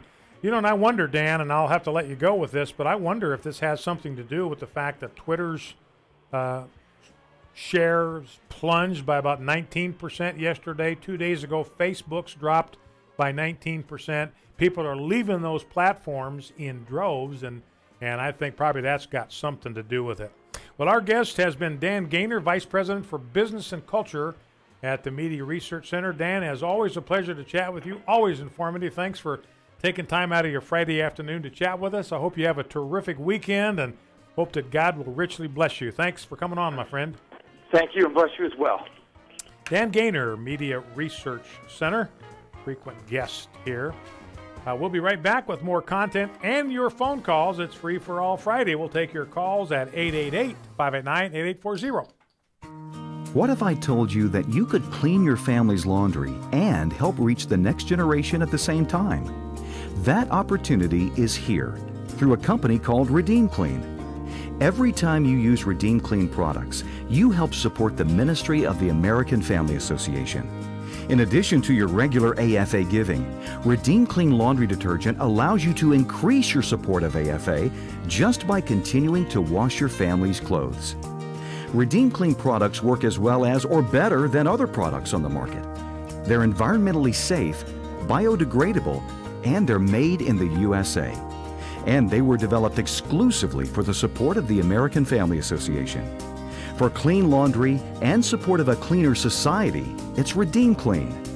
Learn more, find options, and order Redeem Clean products at afastore.net. That's afastore.net. Are you a responsible person who finds yourself growing deeper and deeper in credit card debt and you're not sure how to fix the problem? Then get ready for a toll-free number that will put you on a path to financial recovery. Trinity Debt Management is a nonprofit organization that will consolidate your accounts into one easy-to-manage monthly payment, put a stop to late fees and over-limit charges, and reduce your interest rates by as much as 60%. You'll save thousands and become debt-free for keeps. It's not a loan. It's a smart way to relieve your stress, meet your obligations, and preserve your self-respect. If your debt has you down, we should talk. Gather up your bills and call this toll-free number for a free, no-obligation debt analysis. 1-800-788-1813. That's 1-800-788-1813. If you're in debt and you need help, call Trinity at 1-800-788-1813. American Family Radio. You're listening to Focal Point with Brian Fisher. Video segments of today's program will be posted at afr.net and on the Focal Point Facebook page. You'll also find the best collection of Brian's resources on our Facebook page. If you're on Twitter, be among the very first every morning to find out what the day's show will be about. Just follow Brian at Brian J. Fisher. Brian J. Fisher. Hi, and welcome back to Focal Point American Family Radio. Number to call to join the program on Free for All Friday is 888-589-8840. 888-589-8840 is the number to call. Don't know if you saw this. This is a zoo in Cairo, Egypt. And they ran out of zebras, so they just started painting donkeys with stripes. Oh no! And passed them off as zebras. Apparently they got busted though. It didn't work. The one guy, this guy's 18-year-old. He busted him down. Says, "Look, there were some things that made this animal suspicious to me. Number one, the black paint melted on the donkey's face. Oh man! That I'd never seen that happen on a zebra before. The ears just didn't look quite right for a zebra." So anyway, nice try for that zoo in Cairo, Egypt. Do the people that run it, were they Larry, Moe, and Curly? That sounds just like the Three Stooges. Something they do, isn't it? Yeah. Let's wedge in a couple of sound bites before we go to the phones. Clip number 8. This is Senator Ed Markey from Massachusetts, real elitist and arrogant, talking to Mike Pompeo, and Markey's asking him all these questions about, are we in more danger now because Trump is basically incompetent and doesn't know how to negotiate with the North Koreans? And I just love Pompeo's response. Here it is. I am afraid that at this point, the United States, the Trump administration, is being taken for a ride. Fear not, Senator. Fear not. There's no evidence to the contrary. Fear not, Senator. There's no evidence. Senator, fear not. May I? Yes, please. I guess you didn't ask a question, so I'll... No, that's all right. Yeah. You can please answer. Fear not. This administration has taken enormously constructive actions that have put us in a place that is far better than in either of the two previous administrations, one Republican, one Democrat. We have put sanctions regime in place that is unequaled. We are continuing to enforce that sanctions regime. We've made incredibly clear that we will continue to enforce that sanctions regime until such time as denuclearization, as we've defined it, is complete. Pressure on the regime is clearly being felt. We have lots of work to do. But unlike previous administrations, Senator, we have no intention of allowing the UN sanctions, the world's sanctions, that we led the charge to have put in place, to allowing those sanctions to either be lifted or not enforced. And until such time as Chairman Kim fulfills the commitment he made, which I am incredibly hopeful that he will, those sanctions will remain. We have not been taken for a ride, Senator. We're going to disagree. I hope you can sleep a little bit better tonight. So, Mike Pompeo, I hope you can sleep a little bit better tonight. Senator, you seem very agitated. You seem fearful. You seem anxious. I am Donald Trump's angel. I'm Donald Trump's Michael. I'm Donald Trump's Gabriel. Fear not. What do the angels always say when they show up? Fear not. What did Jesus say when he showed up in the room full of disciples on the night of his resurrection? Fear not. So that's Mike Pompeo, Donald Trump's little angel. All right, let's go to the phones. Free for All Friday. Talk about anything that's been in the news this past week. Let's begin with Edith down in Jacksonville, Florida. Edith, welcome. What's on your mind? Yes, Brian, how are you today? Good. How are you? I'm doing fine. I just like to say that I'm very disappointed and even disgusted with Jeff Sessions for defending Rosenstein's participation in that FISA warrant. I happen to believe that it is a political crime and it's deserving of being tended to, even impeachment. I like Jeff Sessions, and I'm glad President Trump hasn't fired him because I think he's doing a great job with the illegal aliens. I just wish he could be reassigned to a position that deals only with immigration. I think we need an attorney general that will defend and enforce all of our laws. Yeah. Well, Edith, you're right about that. He has done a great job on the border. He's got a zero-tolerance policy. We are going to arrest everybody that breaks our laws. We're going to take them into custody. We're going to increase the number of judges down there on the border so they can get a fair and speedy trial. We can take care of their cases right away. We're going to follow the law exactly as it is written. We're not going to ignore it as the Obama administration did. We're not going to rewrite it as the Obama administration did. And he's even trimming funding to sanctuary cities. And so he's doing a great job on the border. And like you say, Edith, I'm with you there. I wish he was doing that kind of job with this Mueller investigation. All right, let's go to Harry, Tuscaloosa, Alabama. Harry, welcome. What's on your mind? Talk to me. Hi, Brian. How's it going? Good. Number to call, by the way. Let me interject here, Harry. Number to call, 888-589-8840. Free for All Friday, 888-589-8840. Something on your mind? Get it off your chest right here to Uncle Brian. Go ahead, Harry. What's on your mind? Oh, okay. Well, I was just wanting to make a comment in the light of the recent shootings with the police officers that are losing their lives right and left, and I know that really is a heartbreaking thing. When it comes, when society has gotten that bad, and yes.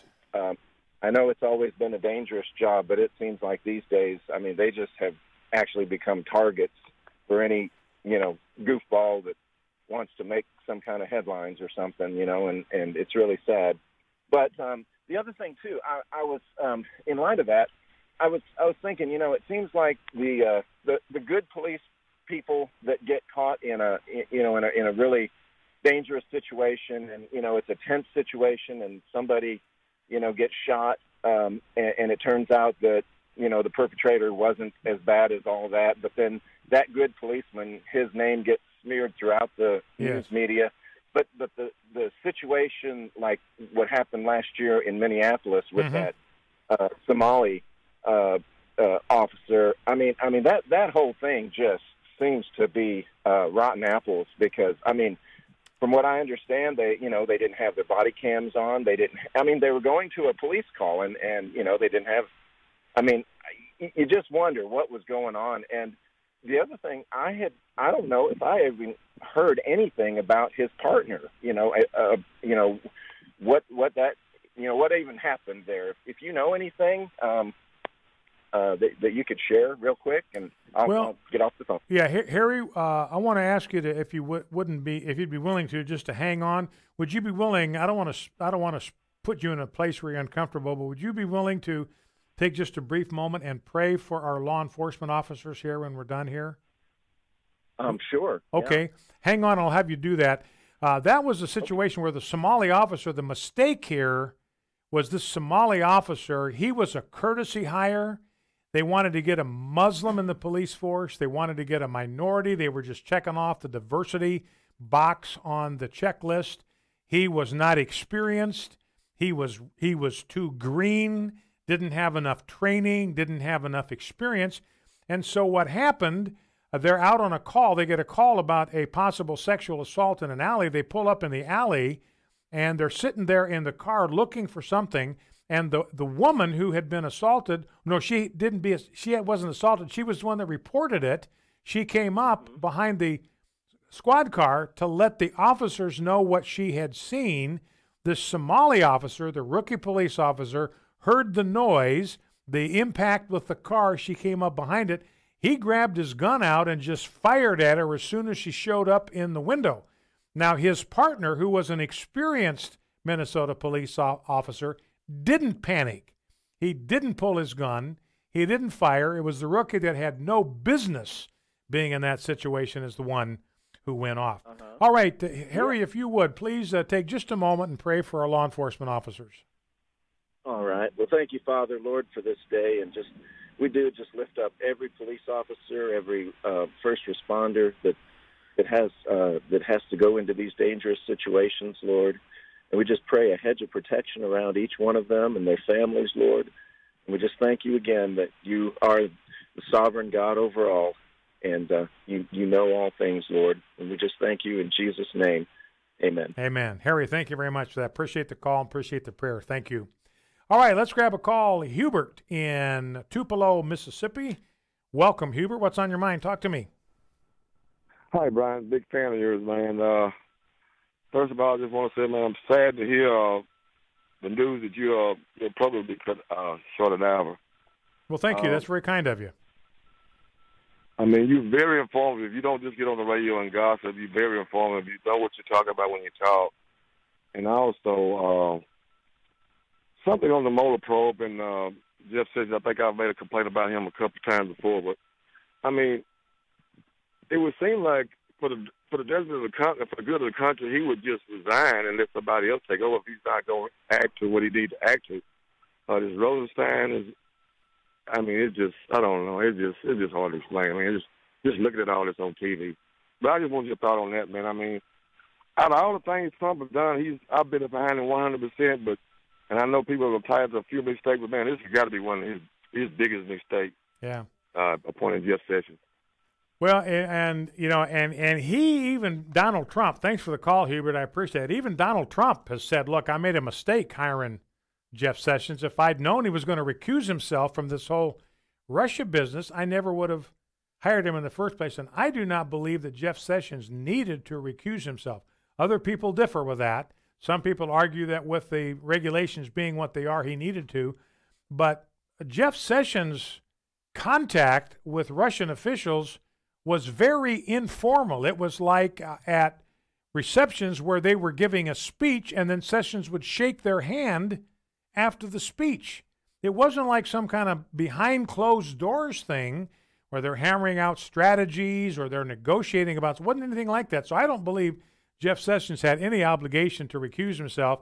And if he hadn't, this nonsense we're seeing now, that never would have happened. Jeff Sessions is not going to run this thing like Rosenstein has. So the whole Russia investigation thing would have definitely been different. And I think the reality here, Hubert, I don't know what Rosenstein or Mueller is going to do, because the reality is that Mueller's got nothing. And the more time passes, the more it becomes evident that he's got nothing. He has no evidence of collusion, any kind of tampering with the election involving Trump campaign and Russian authorities, Russian individuals, nothing. Zero, zip, nada. And I don't know what he's going to do. I mean, he's now got to worry about saving face. His reputation is going to be in the tank after this. If he walks away from this thing with no scalps, or no scalps that matter, he's going to look like a fool and fulfill every one of our predictions. So we'll see what happens. Thanks for the call, Hubert. We'll be right back with more of your calls and more content. Don't go anywhere. Washington Watch advances a culture where human life is valued and religious liberty thrives. Hello, this is Tony Perkins, host of Washington Watch, right here on the American Family Radio Network, inviting you to join us each weekend for the weekend edition of Washington Watch for the latest from our nation's capital on what is happening as it pertains to faith, family, and freedom. You'll hear from policymakers, congressional leaders, and others each day, 4 p.m. Central Time. Be there. Introducing Stacey Washington, a wife, a mom, a veteran, and a champion for the biblical values this nation was founded upon. When you listen to Stacey on the Right, you're going to hear news and information, politics, culture, family. You're going to hear scripture. You're going to hear all of that from the biblical worldview. American Family Radio presents Stacey on the Right with Stacey Washington, beginning Monday, August 6th at 2 p.m. Central. Here's some great news. If you missed the deadline to sign up for a health care plan, or more importantly, if you signed up for a plan that you're just not happy with, you still have a choice. It's called Medi-Share. Medi-Share is a Christian healthcare sharing program. It's been around for 25 years. They have hundreds of thousands of members all across the country. And get this, over the years, Medi-Share members have shared more than $2.5 billion of each other's medical bills.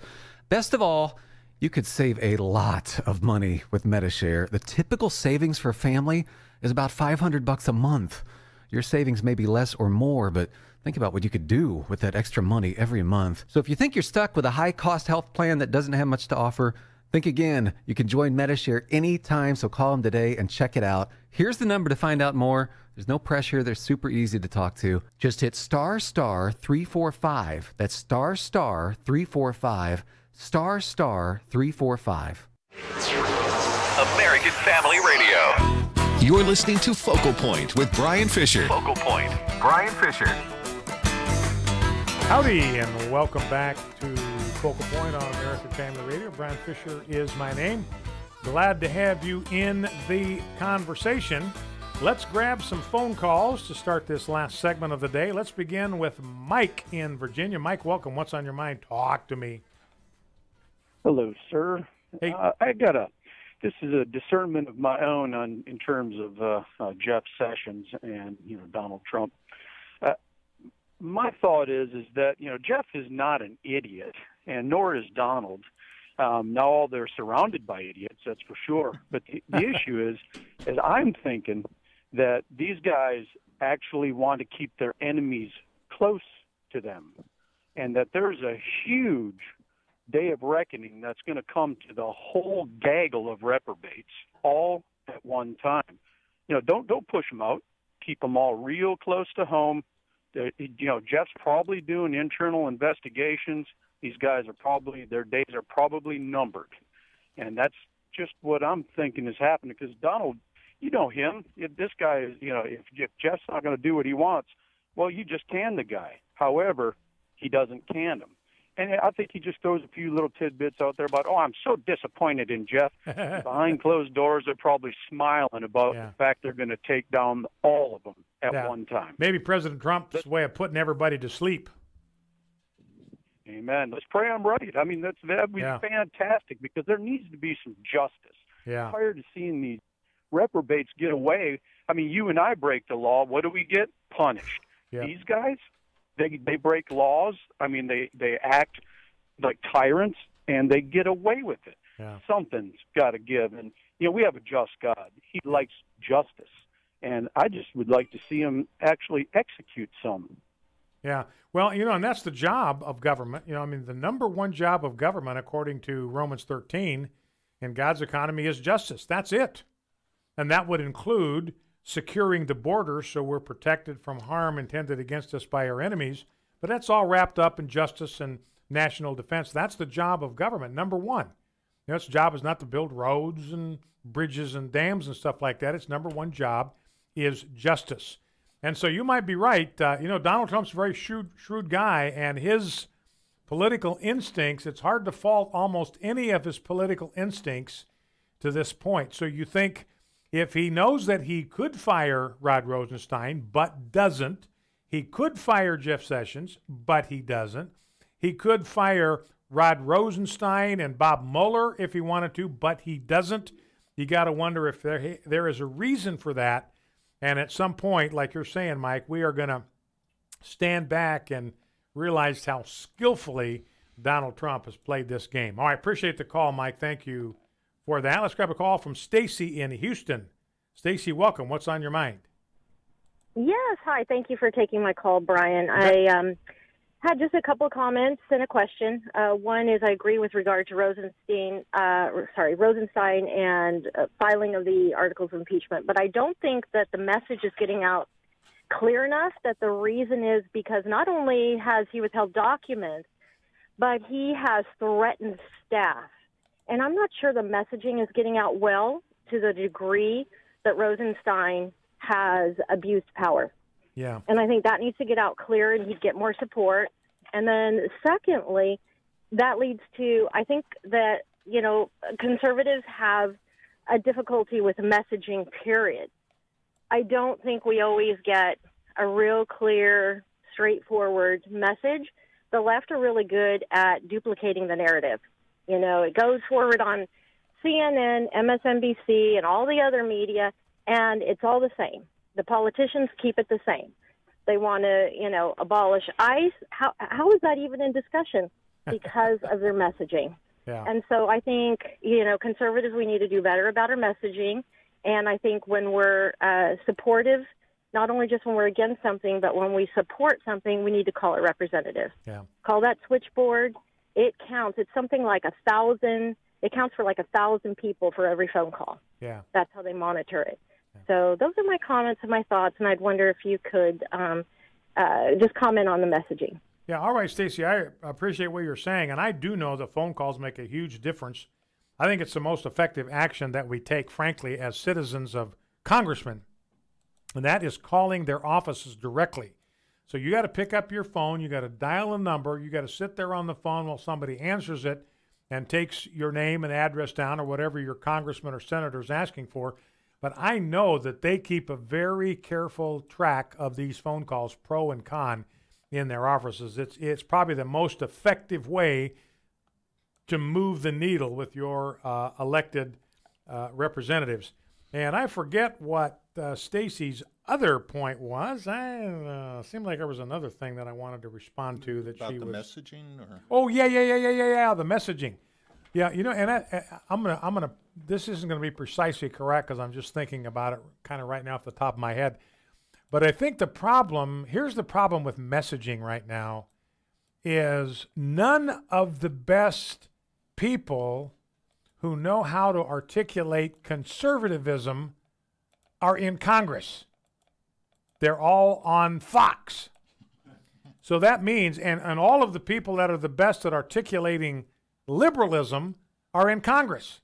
So they go in front of the cameras, and they've got a real slick little deal like Stacey was talking. They've got their talking points all laid out. I don't know who writes them for them, but they got their talking points all laid out. And, the reality is, the Bible says that the whole world lies in the control of the evil one, which means that whatever the issue is, Satan has the home field advantage. He's got control of the entire earth, according to John in 1 John. And so it's easier to argue for liberalism than it is to argue for conservatism, because the arguments for liberalism are very easy to make because liberalism is very shallow. So you don't have to have any depth in order to articulate and defend liberalism.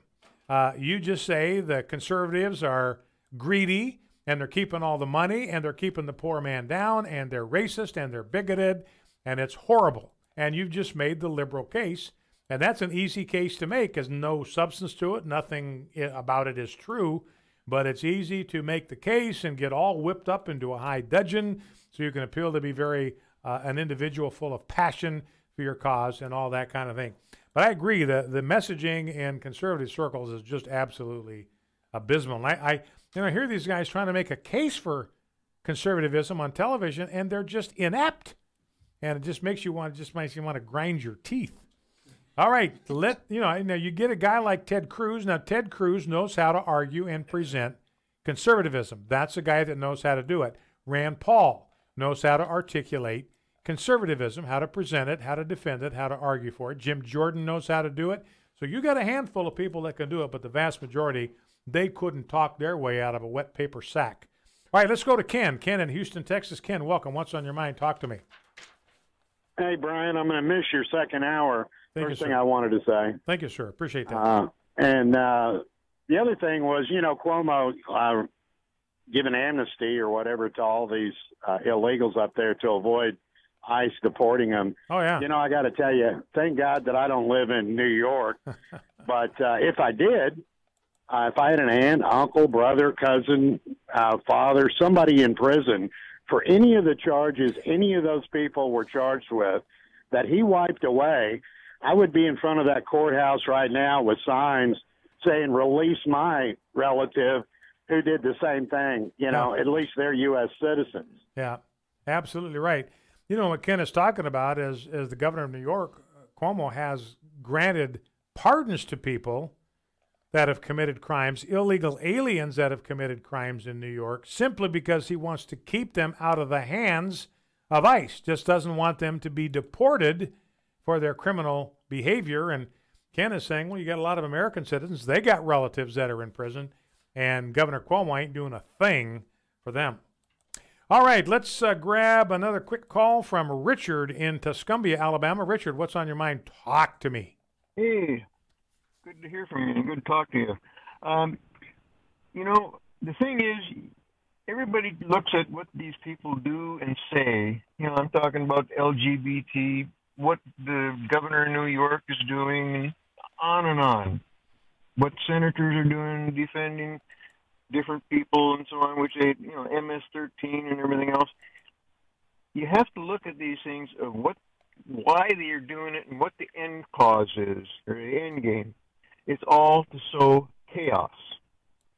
If you look at it in those terms, it makes sense of what they're doing. If you look at it in terms of making sense to, being logical and being something logical that someone would do normally, you aren't going to make any sense out of it. It will never be able to understand it. Yeah. I think you're right, Richard. And, this goes to how juvenile and immature the left is. Because, think about a 2-year-old, a rambunctious, out of control, incorrigible 2-year-old. He comes into a room and he sees a tower built out of Legos. What's he going to do? He's going to try to knock that down just because it's there. And he gets a perverse kind of pleasure out of violence against something that's orderly and structured. And the left is exactly the same way. They will destroy things just for the pleasure of destroying them, and they're after the stuff that we count most precious. All right, Jim in Tupelo, Mississippi. Jim, got about 20 seconds. Hit me with your best shot. Yeah, thank you, Brian. When are the American people going to wake up and realize that Hillary and Obama seeded our federal government with all their liberals in there that's working against Trump and the CIA, the FBI, and that's what's running our country. Mm-hmm. If they got rid of Rosenstein, what would be the next on the agenda? Yeah. To prosecute Hillary. If you prosecute Hillary, you're going to bring Obama, Bill Clinton, all of them down. Yeah. Well, you got a real good point there, Jim. And, that's the deep state. I mean, it's all these people that are there have been put in place by Obama. And when one of them leaves, another one just pops up to take his place. And, Jim's point is maybe Hillary's the head of the snake. Got to take care of her before we can get to some of the deep state people. That's it for this week. See you on Monday. God bless you. Have a great weekend. The views and opinions expressed in this broadcast may not necessarily reflect those of the American Family Association or American Family Radio. Faith, family, freedom. American Family Radio. Vice President Mike Pence called the Values Voter Summit the greatest gathering of conservative, pro-family Americans in the nation. The Values Voter Summit in Washington, D.C. is September 21st through the 23rd. Sponsored in part by AFA Action, the summit will encourage and equip you to preserve America's republic. Learn more and register at valuesvotersummit.org.